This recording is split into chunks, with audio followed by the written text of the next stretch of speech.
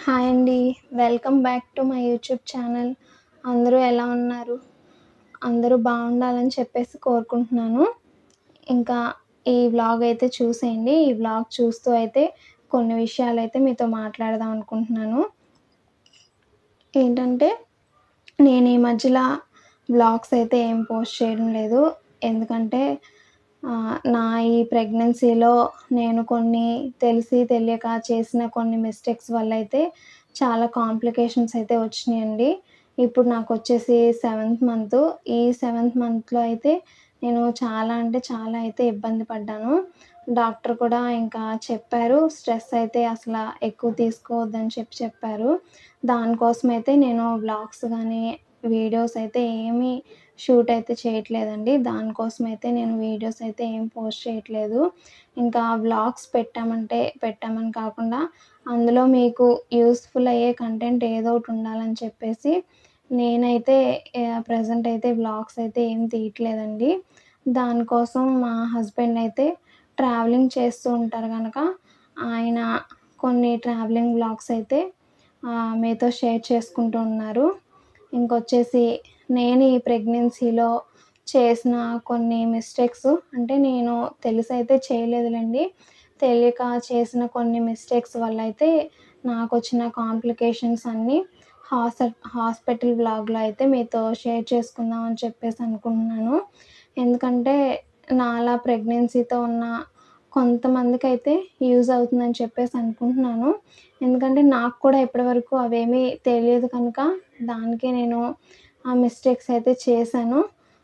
అందుకైతే నాకులాగా ఉన్న వాళ్ళకైతే యూజ్ అవుతుందని చెప్పేసి హాస్పిటల్ వ్లాగ్ కూడా తీయాలని చెప్పైతే అనుకుంటున్నాను. ఇంకా ఈ వ్లాగ్‌లో అయితే కట్ వర్క్ బ్లౌజ్ అయితే స్టిచ్ చేశానండి. అది కూడా చూసేయండి. ఈ బ్లౌజ్‌ని ఎలా ఈజీగా స్టిచ్ చేసుకోవాలన్నదైతే మీకు చూపిద్దాం అనుకుంటున్నాను. ఇంకా ఈ బ్లౌజ్ వచ్చేసి అక్కడ నేను మిడిల్‌లోకైతే ఫోల్డ్ చేసుకొని టక్స్ అయితే పెట్టుకుంటున్నాను. ఒరిజినల్ ఒరిజినల్ పీస్‌కి, లైనింగ్‌కి కూడా మనం టక్స్ అయితే పెట్టేసుకోవాలండి. టక్స్ పెట్టేసుకున్న తర్వాత మనం రెండిటికి టక్స్ పెట్టుకున్నాం కదా!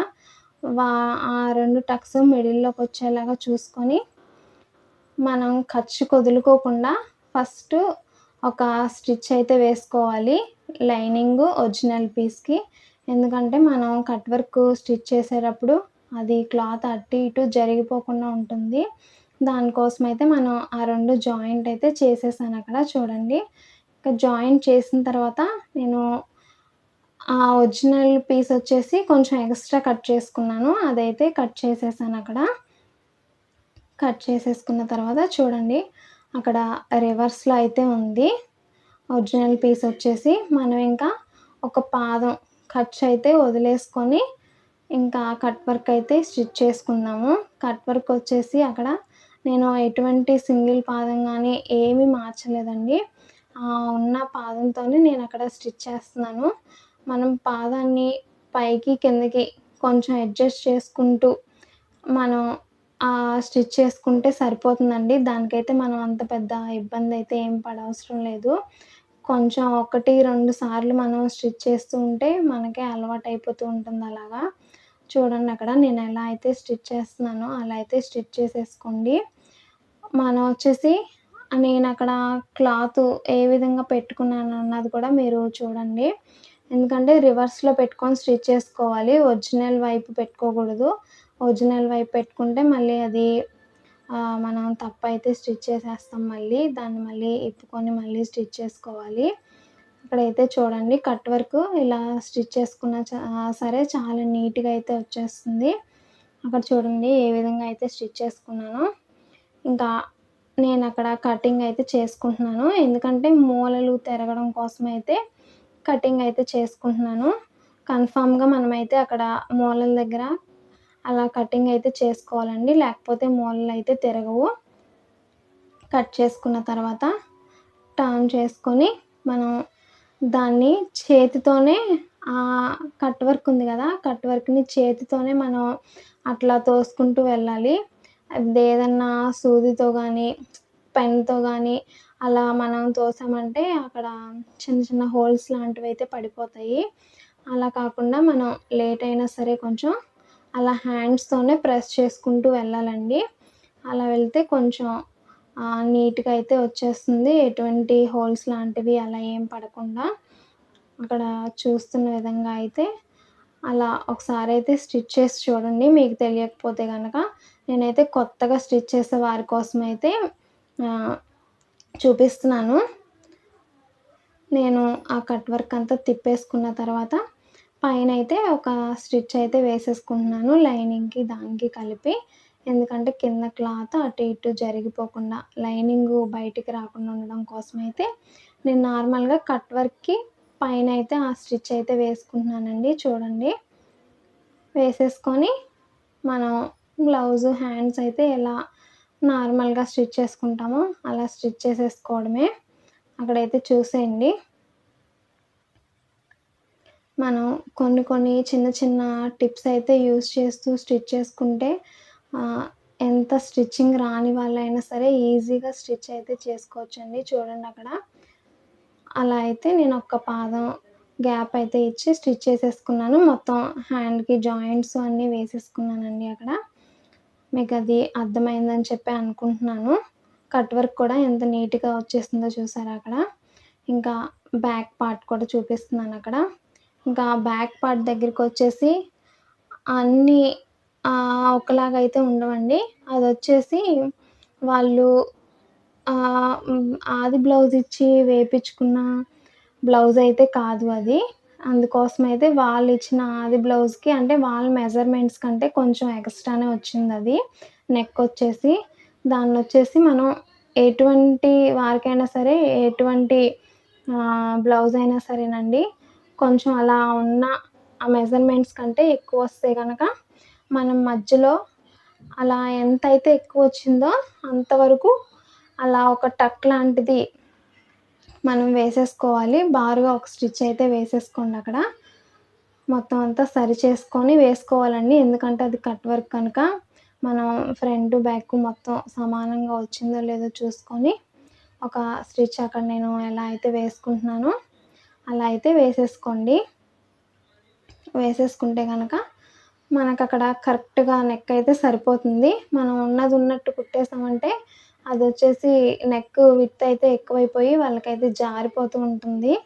ఇంకా అలా అవ్వకుండా ఉండాలంటే ఇప్పుడు చూసారా కరెక్ట్‌గా ఇదైతే సెట్ అయిందక్కడ. ఇంకా అలా పెట్టేసుకున్న తర్వాత మనం వచ్చేసి ఒరిజినల్ క్లాత్‌ని ఒరిజినల్ వైపు అయితే తిప్పుకొని, దాని మీద లైనింగ్ పెట్టుకొని అలా పిన్స్ అయితే పెట్టేసుకోండి. అది అటు ఇటు జరిగిపోకుండా అయితే ఉంటుంది జాకెటు. మనం స్టిచ్ చేసుకోవడానికి కూడా చాలా ఈజీగా ఉంటుంది. నేనక్కడ చూసారా మొత్తం పిన్స్ అయితే సెట్ చేసేసుకున్నాను మొత్తం. ఇంకక్కడ స్టిచ్ అయితే చేస్తున్నాను. మనం ఇందాక హ్యాండ్స్ ఎలా అయితే స్టిచ్ చేసామో అలానే మెల్లిగా పాదాన్ని పైకి, కిందకి మనం అడ్జస్ట్ చేసుకుంటూ ఆ కట్ వర్క్ ఎలా అయితే ఉందో అలా స్టిచ్ చేసేసుకోవాలండి. ఫినిషింగ్ కూడా చాలా నీట్‌గా అయితే వస్తుంది. స్టిచ్ చేసిన తర్వాత మీరే చూడండి. ఒకసారైతే ట్రై చేయండి. ఒక్కొక్కసారి మనం కట్ వర్క్ వచ్చినప్పుడైతే చాలా భయపడిపోతూ ఉంటాము. మనకి ఎలా కుట్టాలన్నది తెలీదు. ఒక్కొక్కళ్ళైతే నార్మల్‌గా అలా కట్ వర్క్ వచ్చినా సరే రౌండ్ నెక్ పెట్టయితే కుట్టేస్తారండి. అలా కుట్టకుండా మనం ఇలా కట్ వర్క్‌లోనే కుడితేనే బ్లౌజ్‌కి ఫినిషింగ్ అనేది నీట్‌గా అయితే వస్తుంది. ఇంకా రౌండ్‌గా కుట్టేస్తే ఇంకా ఆ బ్లౌజ్‌లో ఉన్న లుక్ అనేది పోతుంది కదండీ! ఇంకా మనం కొంచెం కష్టపడి ఆహ్, అలా కుడితే కొంచెం నీట్‌గా ఉంటుంది. అలానే కట్ వర్క్ కూడా నీట్‌గా ఉండి బ్లౌజ్ కూడా నీట్‌గా అయితే కనిపిస్తుంది. ఇంకా అక్కడ చూసారా? అలా పైకి, కిందకి స్లోగా మరీ ఫాస్ట్‌గా అయితే కుట్టేయకూడదండి. మళ్ళీ దాని వర్క్ మీదకి సూది వెళ్ళిపోయిందంటే మళ్ళీ మనం ఇప్పుకొని మళ్ళీ కుట్టాలి. కొంచెం స్లోగా లేట్ అయినా సరే కొంచెం స్లోగా పాదాన్ని అటు ఇటు అడ్జస్ట్ చేసుకుంటూ అయితే కుట్టేసుకుందాం. అక్కడ చూడండి మొత్తం అయితే కుట్టేసాను నేను. కుట్టేసిన తర్వాత మధ్యలో పీస్ అయితే ఒక 1 ఇంచ్ ఒక పాదం ఖర్చయితే ఉంచుకొని, మనం మిడిల్ పార్ట్ అయితే కట్ చేసేసుకోవాలి. ఇంకా పిన్స్ అన్నీ తీసేసుకొని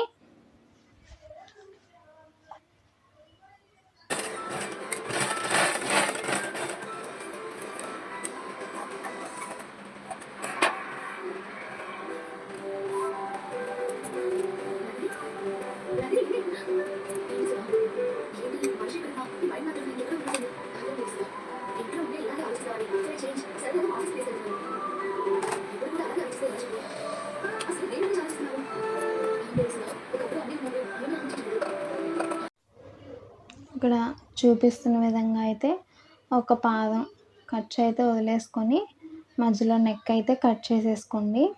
కట్ చేసేసుకొని ఇందాక హ్యాండ్స్‌కి ఎలా అయితే మనం కటింగ్స్ చేసుకున్నామో కట్ వర్క్ దగ్గర అలాగే కటింగ్స్ అయితే చేసేసుకోవాలి. కటింగ్స్ చేసేసుకొని హ్యాండ్స్‌కి ఎలా అయితే మనం తిప్పేసుకున్నామో అలా అయితే తిప్పేసుకోవాలండి. అక్కడ చూడండి కటింగ్ చేసుకునేటప్పుడు కూడా కొంచెం జాగ్రత్తగా అయితే కటింగ్ చేసుకోవాలి.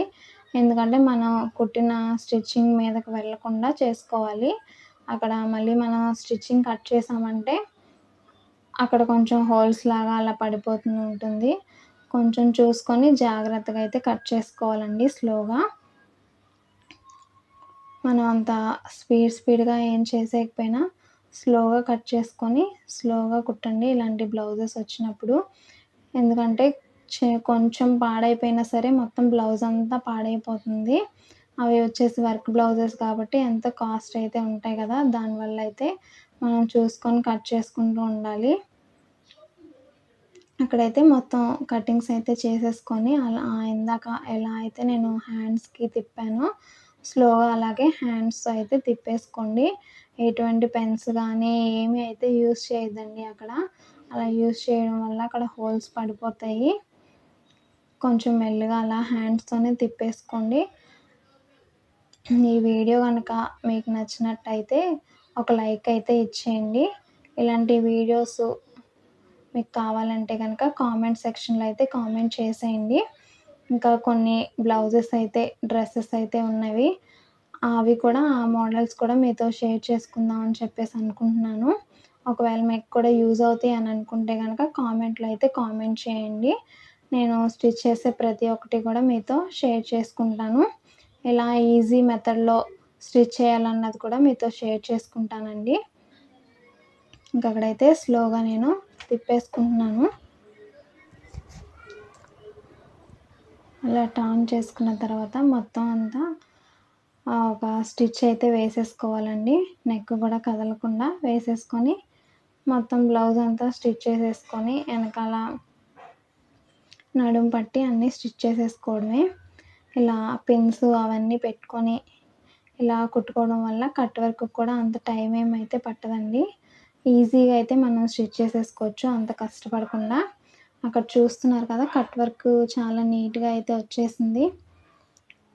ఇంకా అక్కడ నేను ఒక స్టిచ్ అయితే వేసేసుకుంటున్నాను. మొత్తం తిప్పేసుకొని మనం ఎంతో కష్టపడకుండా కుట్టేయచ్చండి. కొన్ని టిప్స్ ఫాలో అవ్వడం వల్ల అయితే.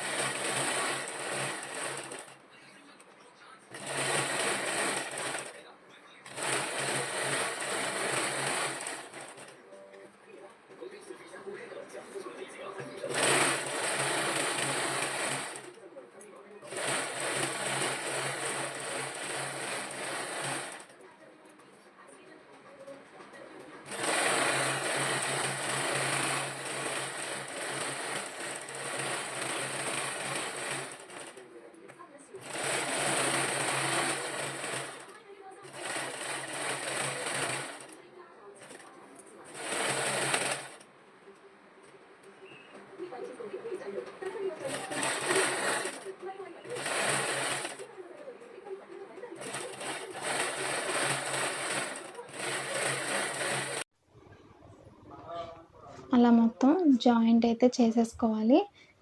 అక్కడ కట్ వర్క్ అయితే చూడండి ఎంత నీట్‌గా అయితే వచ్చేసిందో. ఒకసారి వీడియోలో చూపించిన విధంగా అయితే మీరు కూడా స్టిచ్ చేసుకోండి. ఇంకా వీడియో అయితే మీకు నచ్చినట్లయితే గనక లైక్ చేసుకొని, షేర్ చేసి, సబ్స్క్రైబ్ అయితే చేసుకోండి.